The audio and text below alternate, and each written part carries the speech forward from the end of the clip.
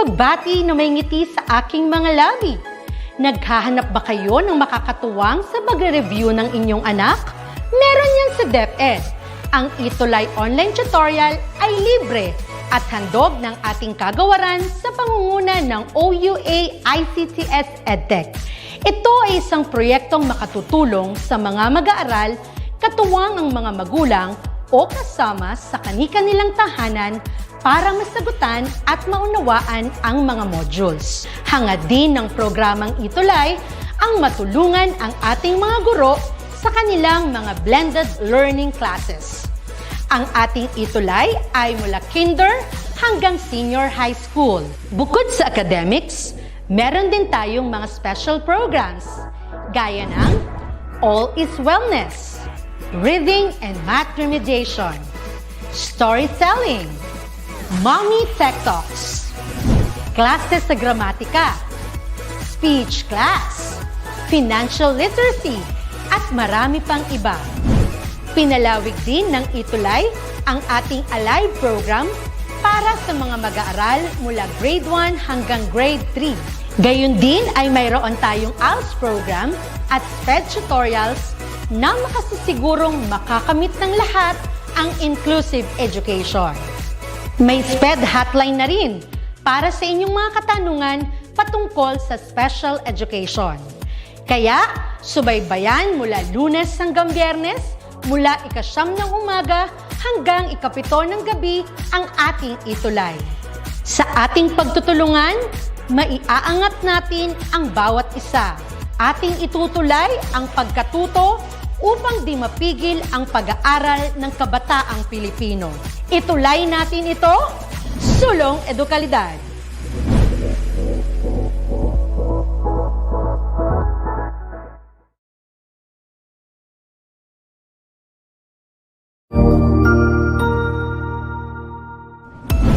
Mabuhay! Isang mapagpalang araw sa ating lahat. Ako ang inyong lingkod, Tutor Madge. Welcome sa ating ETUlay, ang ating libreng online tutorial na hatid ng ating kagawaran ng edukasyon, ICTS EdTech. Ang programang ito ay inaasahang makatutulong at maging karagdagang kaalaman sa mga mag-aaral mula kinder hanggang senior high school, ALS, Alive, at SPED learners. Bukod sa pagsagot ng mga modules, ang ETUlay ay may mga special programs din na siguradong aabangan ninyo araw-araw. Katuwang ang ating mga minamahal na mga magulang at guro ay maitutulay natin ang pagkatuto. Kaya, ihanda na ang inyong module, lapis, papel o kwaderno. Ihanda rin ang isip, mata at tenga sa isa na namang makabuluhang aralin. Tayo nang matuto kasama ang inyong volunteer online tutor sa oras na ito.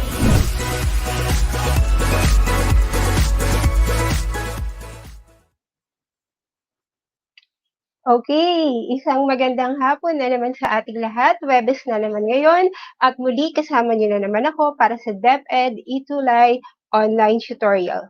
Okay, ngayong hapon bago tayo magsimula, nais ko munang batiin ng isang mapagpalang hapon ang aming Regional Supervisor, Dr. Angelica Burayag para sa Region 3. Ganun din, binabati ko ang aming SDS, Madam Leilani Samson Conanan, together with Dr. Mylene Minimo of our ASDS.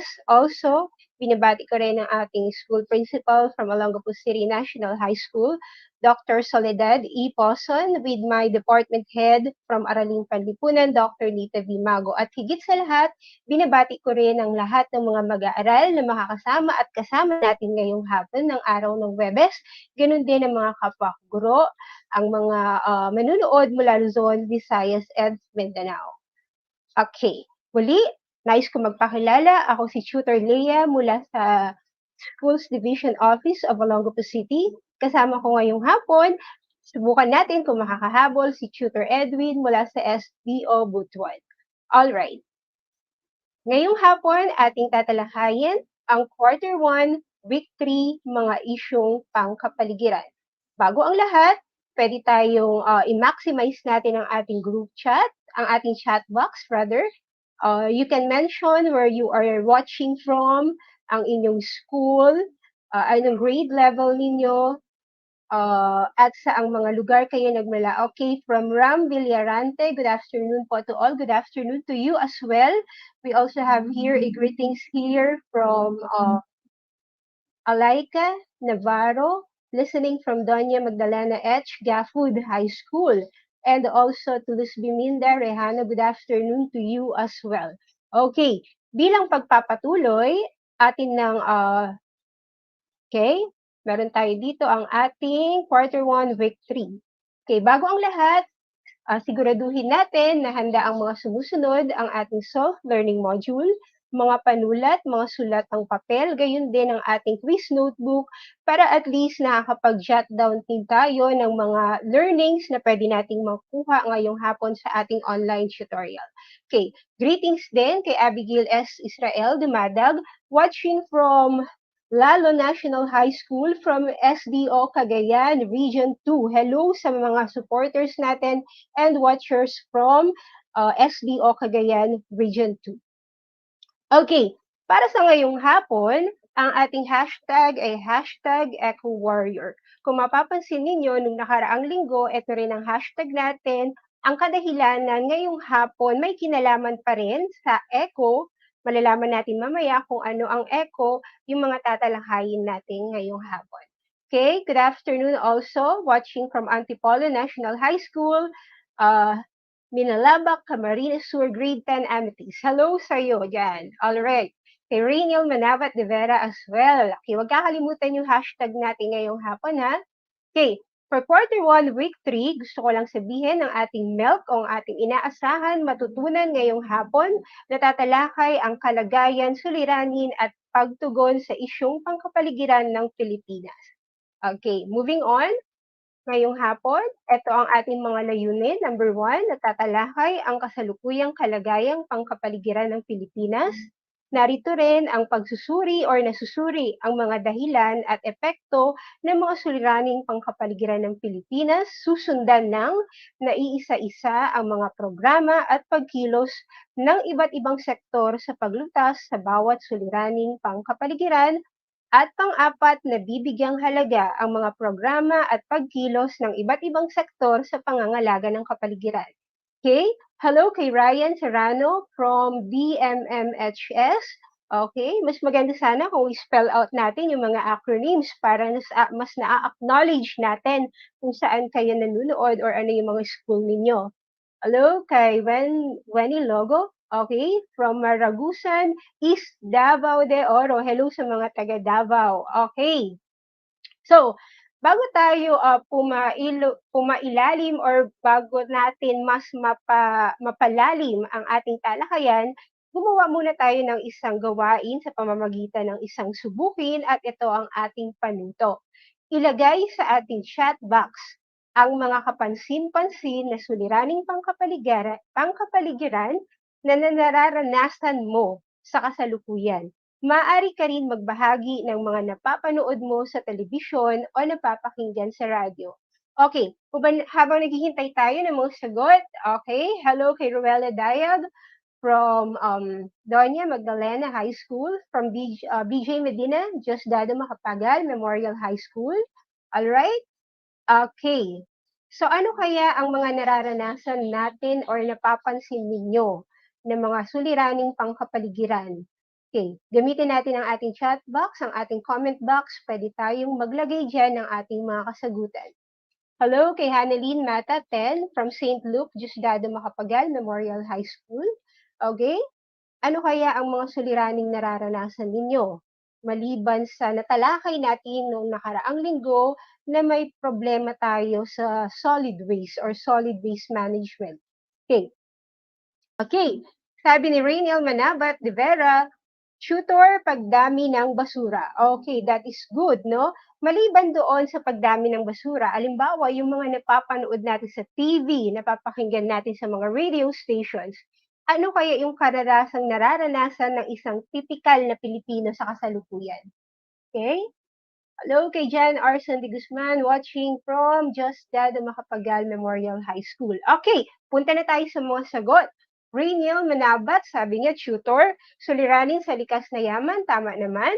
Kailin Tapispisan. Hello, Kailin. Ang sagot niya ay madami ang nagkakasakit. Okay.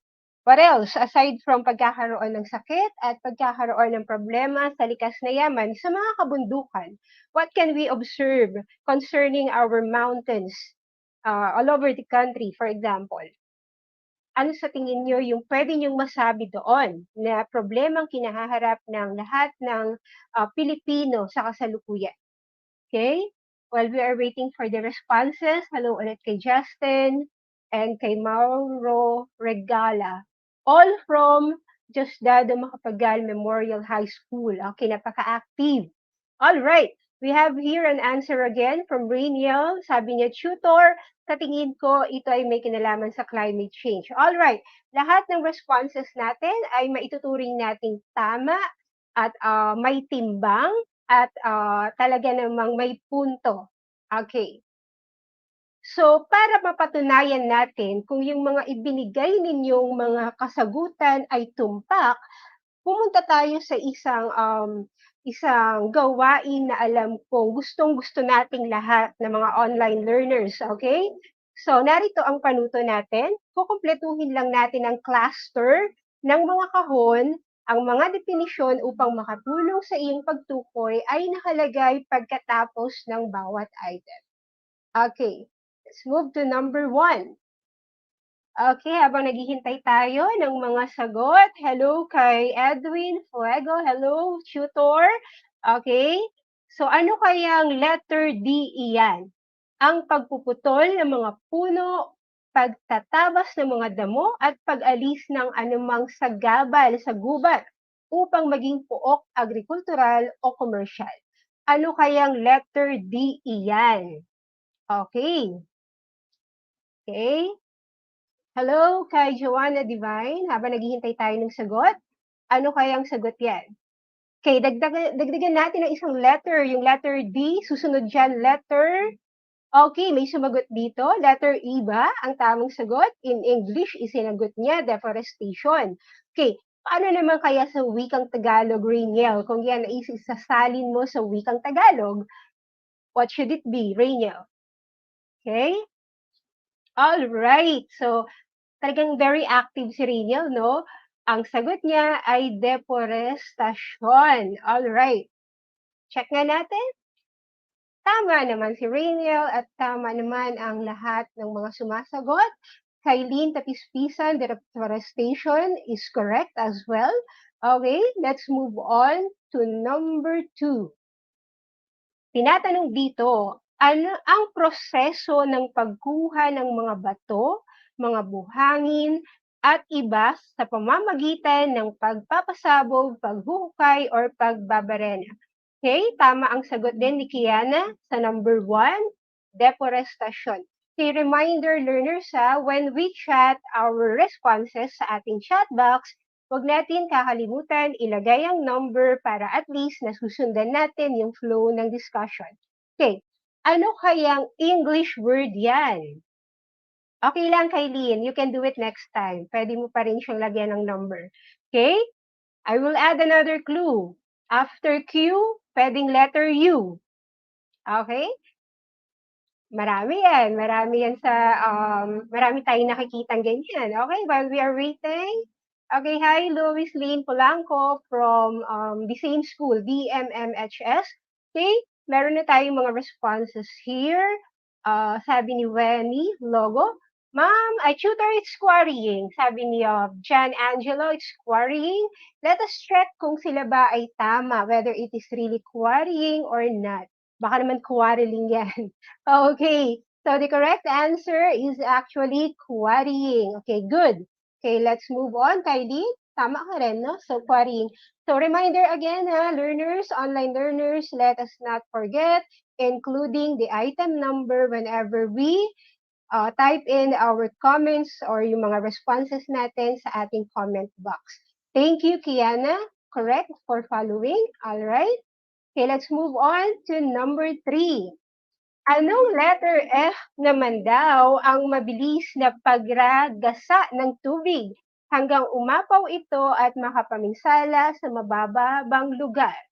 What letter F is that? Sa tingin ninyo na alam ko namang ang nararanasan natin, lalo na yung mga online learners na kasama natin ngayon na nakatira sa mabababang lugar.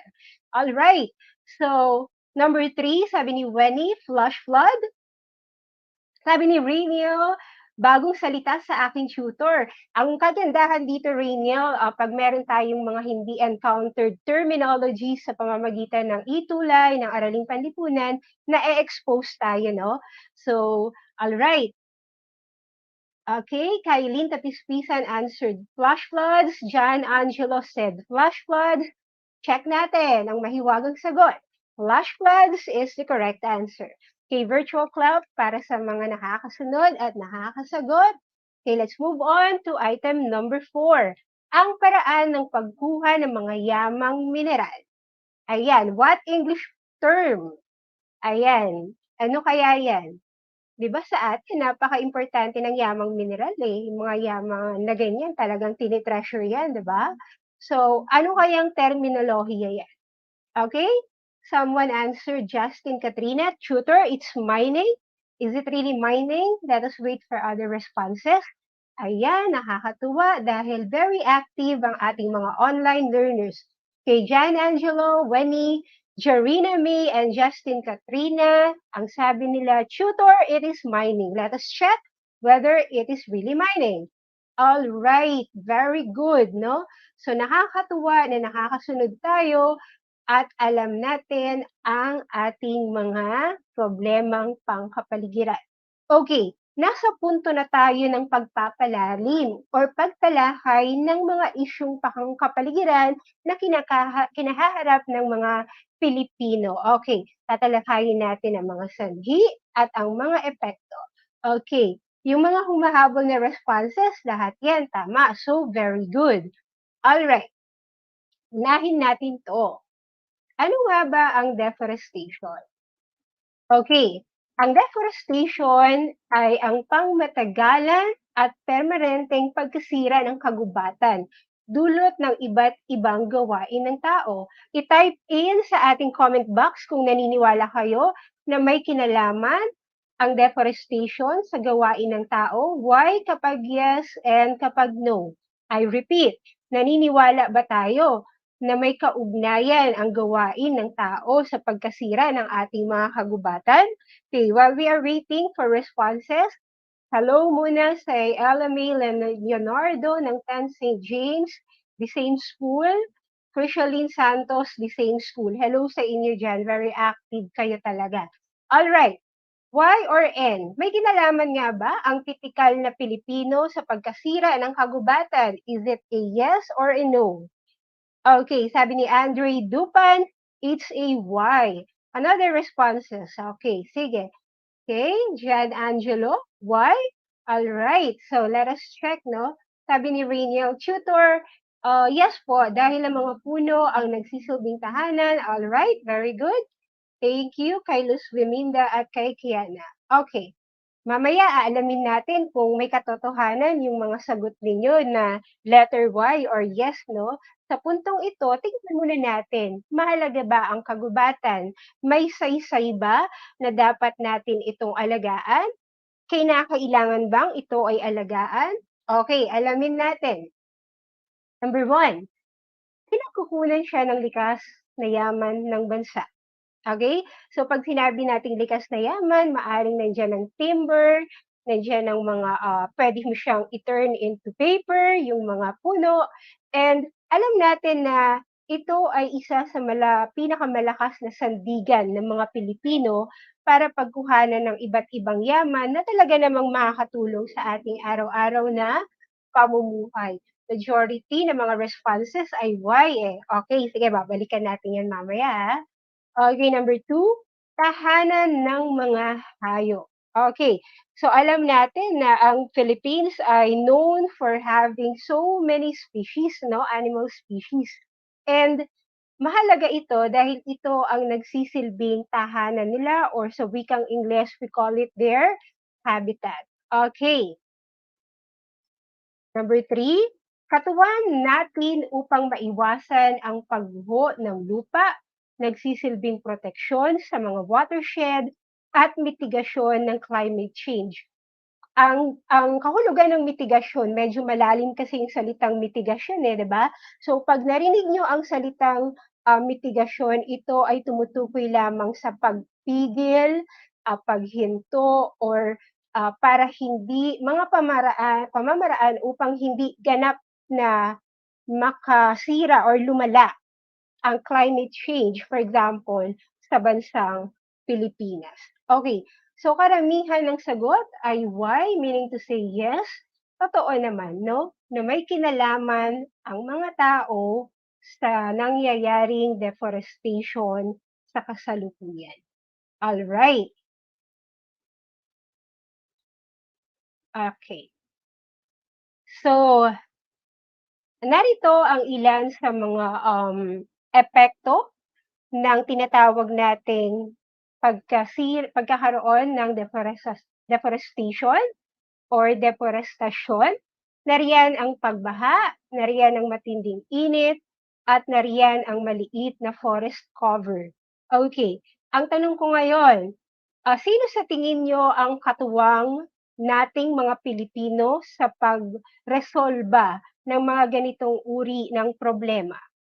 Okay, habang naghihintay tayo ng mga kasagutan, hello muna kay Cristel Rain Alvarado from DMMHS again, kay Levy, hello din, kay Mike, hello sa iyo dyan, and also kay Clarice Carlos. Huwag niyo kalimutan kung saan kayo province or saang region kayo nang nanonood or nag-aaral para at least na-acknowledge din natin yung ating mga rehiyon at ang ating mga provinces. Okay, so alamin natin, meron bang makakapag-type sa ating chat box? Sino ang mga katuwang ng mga Pilipino sa pagsugpo ng problema sa deforestation? Okay? Kaya ba naghihintay tayo? Okay, importante lagi ang batas, no? So sabi nila, shooter, ang batas naman butas, 'di ba? Pero alisin natin yung mindset na ang batas ay butas dahil sa katunayan, may batas tayo upang tulungan tayong ma-implement or mapangalagaan or masolusyonan ang mga problema. Okay, sabi ni Andre Dupad, tutor, DANR, or ang Department of Environment and Natural Resources. Okay, tama rin si Andre, yun ang sagot niya. The same with Kylene, the same with Jan Angelo, the same with Luz Viminda. Okay, very good, no? For example, share ko lang dito sa aming lugar, sa SBFC, Subic Bay Metropolitan Authority, meron kami ecology center dito na under ng DENR na siya talagang nangangalaga sa mga usaping may kinalaman higit sa lahat sa kalikasan. Okay, narito ang ilang mga batas na pwede nating malaman or pwede nating i-refresh sa ating mga kaalaman para at least masusundan din natin, no? Nariyan ang unang batas, ang Batas Republika bilang 2706 o ang may layunin itong pasidhiin ang programa ng reforestation. So kung ang deforestation ay ang pagkasira o pagkakalbo ng ating mga kabundukan, what can you say about reforestation? Ano naman ang reforestation? Okay, type in natin yung mga sagot natin sa chat box, no? Kung ang kanina ay negatibo, malamang ang reforestation ay positibo. Pero anong salita ang pwede ninyong ilagay na may kaugnayan sa usapin ng reforestation? Ito kasi yung sinasabing paraan para malutas yung problema ng deforestation. Alright, sabi ni Rainiel, tutor, pagtatanim muli ng mga puno o ng mga halaman. Alright, very good si Rainiel, no? So, nakakatuwa yon. Okay, pagbabalik, anong ibabalik, Andre? Okay, pagbabalik ng, okay, medyo nabitin tayo kay Andre kasi pagbabalik din, ellipsis lang di ba? So, sabi ni Jan Angelo Brunil, tutor, pagtatanim. The same with Rainiel earlier. All right, so very good, no? Let's move on to the next one. Okay, we have here Presidential Decree 705 or ang pagbabawal ng sistemang kaingin or the kaingin system. Okay, so may ano dito si Alexander, meron siyang sinasabi, "Tutor, ano dapat, ah, 'pag pumutol daw ng isang puno, dapat 3 bagong puno ang itanim na kapalit." So, that's quite a big thing 'no, pero ang ganda ng kanyang pananaw, very futuristic yung kanyang point of view. So, very good kay Alexander, 'no? Okay, alright. So yan, balik tayo dito sa kaingin system. Ang ibang term sa kaingin system, we call it the Sweden farming, kung na-encounter nyo na yon. Ang tawag din natin dito ay slash and burn. May action pa talaga, no? Slash and burn. Okay, so yan ay ipinagbabawal din, pero syempre may mga kasama kasi tayo na yan ang ikinabubuhay. Alam nyo, anumang sobra ay bawal, everything should be done in moderation. Kaya siguro ang puwede nating gawin diyan bilang mga mamamayan, makikinig din tayo kung ito ay ipinagbabawal na, let's follow. There is no harm in following orders. I repeat, there's no harm in following orders. Okay, good afternoon din sa'yo, Andre. Okay, you're from a Science and Technology High School from Caloocan. Okay, very good, 'no? Hello sa'yo. Okay lang 'yan, Kailin, kung ikaw lang ang taga Region 4A. Kasama mo naman kami na taga iba't ibang region. Okay, so another one we have here, Batas Republika bilang 9175 o ang tinatawag nating the Chainsaw Act or ang pagbabawal ng paggamit ng chainsaw at illegal na pagtotroso. Okay, so additional information, my dear online learners, pag sinabi nating pagtotroso, natural, ito ang pagpuputol ng mga puno. There are two kinds ng logging, okay?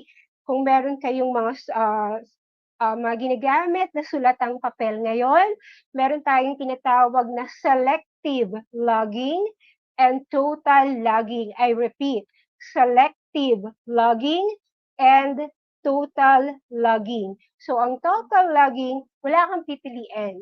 Batang puno, medyo matured na puno, lahat yun gagawin mong troso. Ang selective naman, usually, pipili ka lang yung dapat. No? Pero pag sinabing hindi natin ibig sabihin pag sinabi nating dapat ba lahat, halos lahat, siyempre hindi rin. Okay? So, all right. Okay, good afternoon din sa inyong lahat. Kay Clarice Balandra, again from DMMHS. All right. So bilang additional, no, lalo na sa panahon natin ngayon na tayo ay mga estudyante, no? So familiar ba kayo dun sa tinatawag nating Home Bill 6930 or ang Family Tree Planting Act na kung saan um, bawat anak daw, yun daw dapat ang bilang ng puno or seedling na itatanim. Okay, sang-ayon ba kayo doon? For example, ilan kayong magkakapatid? If you are 5 in the family, dapat 5 seedling yon na pwedeng itanim para masolusyonan ang ating problema sa deforestation. And another one, ito, comment nyo ha sa chat box natin. Sang-ayon ba kayo, opo or hindi na lang, or Y or N? Sang-ayon ba kayo na bago magtapos or payagan magtapos sa mga mag-aaral, kinakailangan mo na silang magtanim ng puno sa mga kabundukan? Ang tawag natin dyan ay Home Bill number 6931 or ang Graduation Legacy for Reforestation Act. Sabi ni Rainiel, sang-ayon siya. Okay. So, is it a Y or no? Sang-ayon ba kayo na bago kayong i-let go ng ating mga school at ng mga universities, you need to plant trees, di ba? So, ang basahin natin yung one sagot. Ay sabi ni Venus, Tutor, it's a yes. Kay Rainiel, opo. Kay John Angelo, hindi po. Bakit kaya? Bakit kaya hindi po si John Angelo, no? So, ang sabi sa akin ng teacher ko dati nung high school, kung gusto mo daw ma-immortalize, 'di ba? Dinaan pa kami sa ganung motivation eh. Sabi niya, Leah, kung gusto mong ma-immortalize, dapat magtanim ka ng puno. Eh ako naman, I'm a good follower and I'm a good Filipino. Sabi ko, sure ma'am, until now, awa ng Diyos, when I visit my secondary high school, may secondary school, still, nakatayo pa rin dun yung puno. So, totoo naman si teacher na you can be immortalized and at the same time, makakatulong ka din sa environment. Kaya mga sagot, alamin natin. Okay, si Tristan, Julius, opo, Kiana, yes. Sabi ni Alexander Florante, okay, maganda po yung tutor. Isang maliit na kilos para sa malaking ikabubuti ng mundo. Uy, naalala ko yung ano dyan, na quotation. One small leap, ano yan? One small step, a big leap for humankind. Oh, makanasa naman tayo, di ba? Nag-overlap tayo sa science. Pero konektado naman talaga lahat. Okay, sabi naman ni John Angelo, responsibility, okay, even ng private sector, ang pagtatanim. Okay, very good, no? Nakakatuwa ang ating mga responses. All right. Hello, Clarence Panganiban from the same school, DMGHHS. Okay, I hope I mentioned it correctly. All right, let's move on to the next one. Mining. Ano nga ba ang mining? Pagmimina. Okay, here we have the definition. Gawain kung saan ang iba't ibang mineral tulad ng mga metal at di-metal at enerhiyang mineral ay kinukuha at pinoproseso upang gawing tapos na produkto. Hello, the watchers from Caloocan. All right, my question now. Type natin na, let us maximize our chat box once again. Our dear learners, grade 10, and sa lahat ng viewers, magbigay nga kayo ng epekto ng mining. One word will do. Hindi kinakailangan sobrang haba. Okay? Magbigay kayo ng epekto ng pagmimina maaring sa ating lahat, no?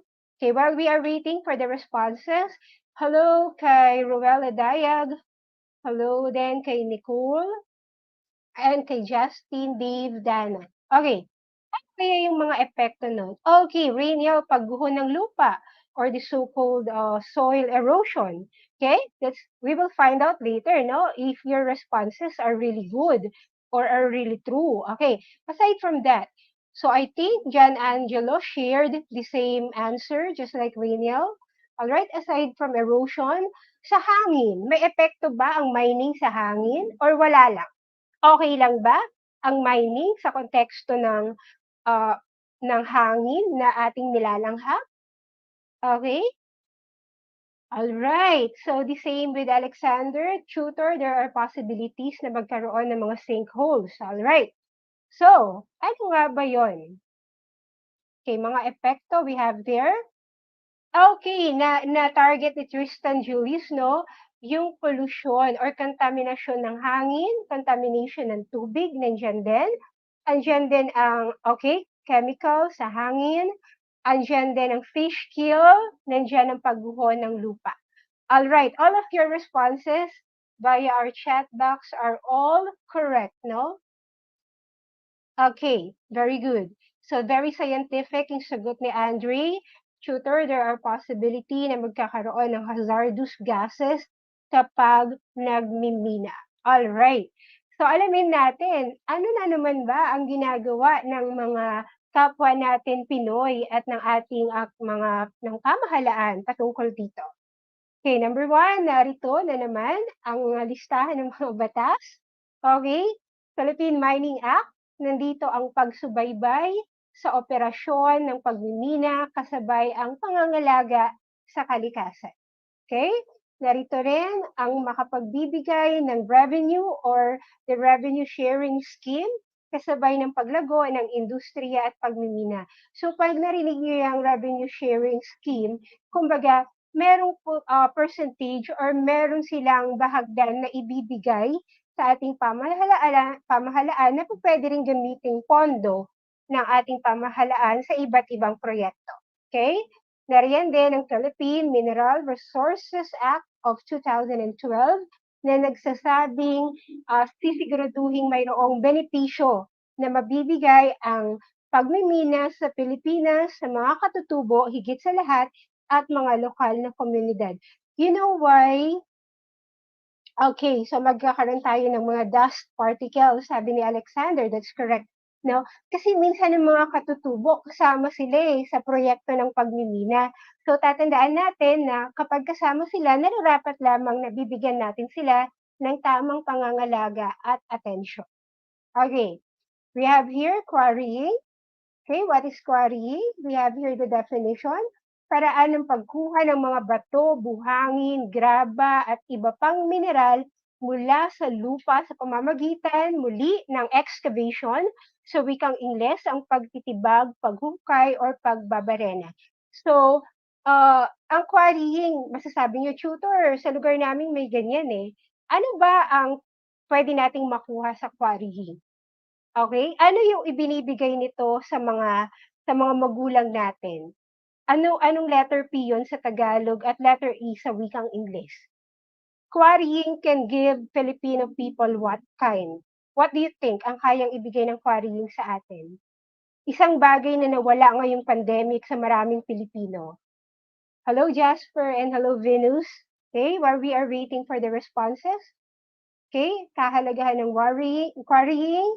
Okay, pinagmumula ng mga panangkap sa paggawa ng mga pasilidad at serbisyo ng mga komunidad. Okay, number 2. Okay, na-target ni Rainiel Manabat de Vera, pagbibigay ng pangkabuhayan or trabaho. That is so true, no? So, pinagbabawal siya, pero sa isang banda, nagbibigay siya ng trabaho. Siguro ang sagot na lang natin dyan, kapag gagawa ka niyan, sumunod pa rin sa regulasyon ng ating pamahalaan kasi somehow it gives work to Filipino people, especially yung mga engineers at iba pang mga laborers, no? So, maging mindful na lang siguro tayo. That's the keyword. Okay. So, narito, ayan, sa left side, makikita natin ang mga naidudulot nito. We have pollution, sakit, kontaminasyon ng tubig, at pagkasira ng biodiversity. When we talk about biodiversity, pagkasira ng kalikasan natin na kung saan nadadali ang mga katubigan, kalupaan, even the animals, no? So nawawalan ng ecological balance, ang ating ecological system is nowhere to find. All right. Okay, next one we have climate change.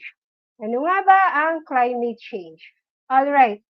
Type in natin sa comment box anong nararamdaman nyo sa tuwing umiiral ang problema ni Juan de la Cruz sa konteksto ng climate change. While waiting for the responses, ang climate change, sa madaling salita, ay pagbabago ng klima. Okay? Nagiging abnormal. It's no longer normal, no? So, maya-maya, sala sa init, sala sa lamig, narito si El Nina, yung malakas na pag-ulan, biglang may El Nino, matinding init. In other words, hindi natin alam kung ano nangyayari sa planet Earth. Okay? Minsan okay, minsan hindi. Okay. So yan, Rainiel, umiinit ang daigdig. Sana Rainiel, hindi rin umiinit ang ulo, no? Chill lang tayo. Kayang-kaya natin yan. Hey! Alright, sabi ni Alexander, nagsusulusaw ang glacier. Okay, tumataas ang level of water. That's good, very good, no? So, ano nga ba ang mga Jan Daniel, Jan Angelo, that is so correct, okay? Excess flooding. Okay, even Europe binabaha, 'di ba? Ang Europe kilala natin bilang wow, pero pag sa balita, ay binaha ang the Netherlands, ay binaha ang Sweden. Okay, so it's not normal anymore. Dahilan ng climate change. Okay, natural na pagbabago ng klima ng mundo. Again, may kinalaman na naman ng tao dyan. We call it the anthropogenic the anthropogenic reasons. Anthro from the word people or tao. That's why may kinalaman ta. Okay? Alright, ang saya-saya ng mga learners natin. Number 2, mga gawain ng tao. Ayan, totoo yan. No? So, payo natin dyan, be mindful regarding our actions. Let's be eco-warriors and let us give environmental justice to each and one of us. Okay? Alright, narito ang mga epekto. Yung mga nandito, binanggit niyo na sa ating chat box. Global warming, sakit, coral bleaching.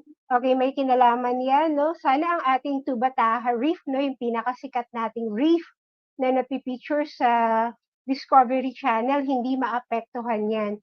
Kaya the government is really doing their very best para maprotektahan yan, ang pagbaha, nararanasan natin yan. Eto, banta sa food security. What type of country is the Philippines? Is it industrial or agricultural? Type nga natin sa ating comment box. Okay? Ang Philippines ba ay agricultural or industrial country? Can you type in using our comment box? Okay, while we are waiting for the responses, narito ang isang batas. Okay, we call it Batas Republic Act number 9729. Kilala bilang Climate Change Act of 2009.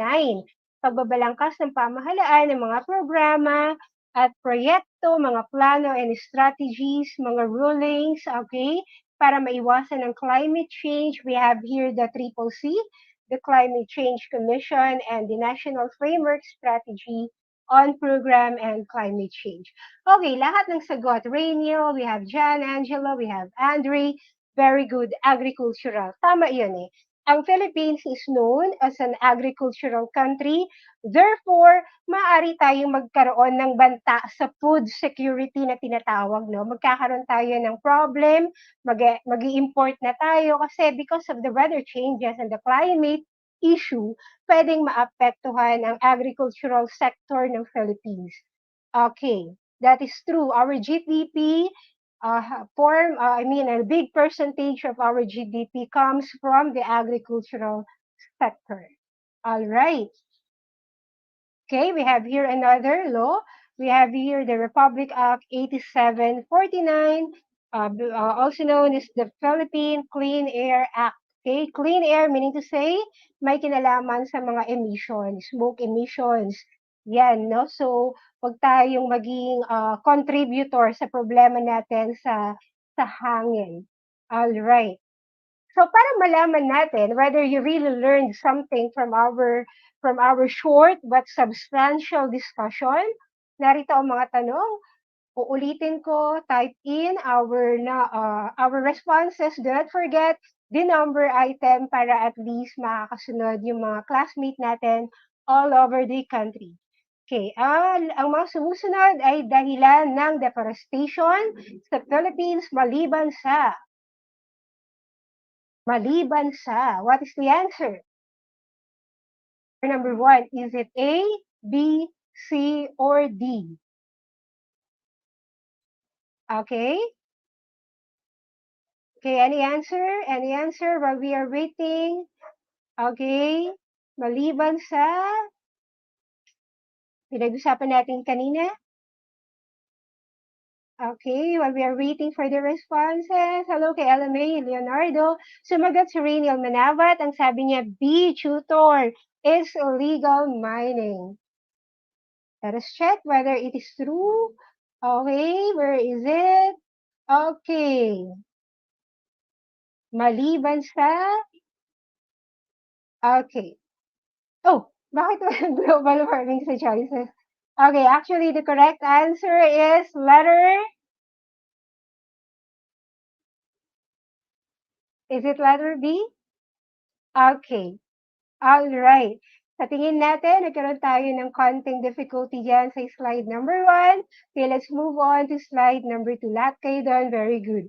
Ang Pilipinas ay apektado sa nagaganap na climate change. Alin sa sumusunod ang epekto nito sa ating bansa? A, pagtaas ng incident ng dengue. B, pagliit ng production rate ng pagkain. Letter C, malakas na bagyo na nagdudulot ng pagbaha at landslide. Or letter D, lahat ng nabanggit.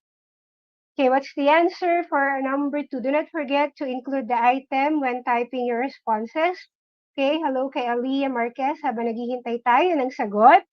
Okay, for number 2, ano nga ba ang sagot natin dyan? According kay Rainiel, ito ay... Correct answer ay letter D. Yay! Correct si Kiana at kay Andre and Justin. The answer is letter D. Let's move on to number 3. Anong batas ang nagtatag sa National Framework Strategy Program? Okay. Is it letter A, letter B, letter C, or letter D? What is the correct answer for number 3? Okay, while we are waiting, do not forget to include the item VJ Medina so that makita natin ang tamang sagot. Okay, what's the correct answer for number 3? All right, while we are waiting for it. Okay, meron tayo. Hello kay Arturo Saurin. Anong number yan? Okay, sagot. Okay. For number 3, kay Rainiel Manabat again. Ma'am, tutor, it's letter B. Correct din si Justin. Letter B, it's Republic Act 9729. Okay, let's move on to number 4. Anong batas naman ang nagtatag sa reforestation or reforestation administration? Okay, is it A, B, C, or D? What answer for number 4? Okay, while waiting for the responses, number 4, do not forget to include the item, dear learners. Yan. Yan yung una nating tinalakay kanina for di ba, sa mga batas-batas, gano'n. Kay Rainiel, lagi na uuna, no? Let us check, is it really A? Rainiel, Justin said it's A. May Angelica said letter B, tutor. Okay, let's check the answer for a while. Okay, we have here letter A, Republic Act 2706. So kudos kay May, kay Justin, kay Kiana. All of you are correct. Let's move on to our last item. Ayan, for the win. Alin sa mga sumusunod na suliraning pangkapaligiran ang nararanasan ng Pilipinas maliban sa letter A, letter B, letter C, or letter D?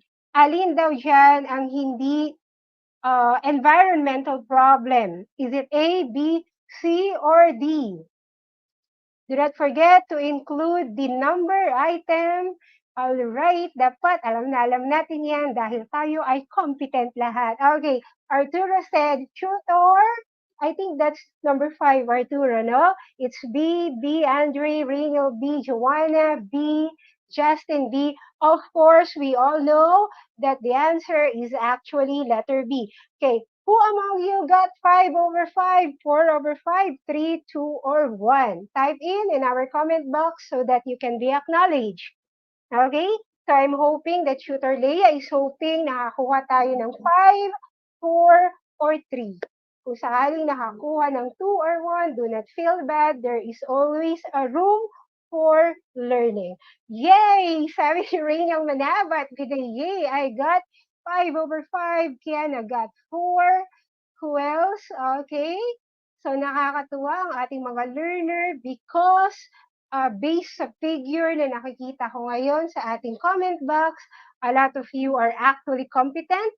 Yay! Let's go! Perfect, Andre. 5, LMA, 4. Hello! So, congratulations at natutuwa ako sa inyong mga scores. Okay. So, bilang I'm about to end now. Okay. So, for other comments and suggestion, you can scan our QR code here for customer feedback dahil lahat ng serbisyong ito ay inilalaan namin para sa mga mag-aaral across the Philippines. So, give us your feedback. Okay? So, flex ko lang ang aming mga tutor from the elementary and junior high school department. Kami po ay makikita ninyo via DepEd platforms every Thursday, every Webes po. Webes is the best day. Okay? So muli, ako si Tutor Leia nagsasabing dito sa Tambayang Iskopil. Ikaw, sila, siya at ako ay pawang mga Pilipinong handang pandayin ang diwang makabansa, makadiyos, makakalikasan at makatao. Muli, maraming salamat at abangan natin ang ating mga tutors from the Senior High School Department, Tutor Eric and Jocelyn, for understanding culture, society, and politics. Muli, maraming salamat at ingat po tayo sa nagpapatuloy na pandemya. Bye po!